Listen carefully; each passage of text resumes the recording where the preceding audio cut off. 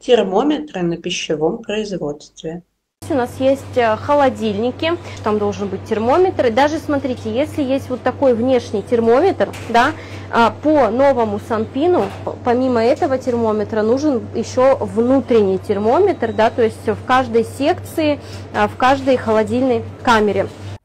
В телеграм-канале еще больше разборов законодательства для общепита и пищевых производств. Подписывайся.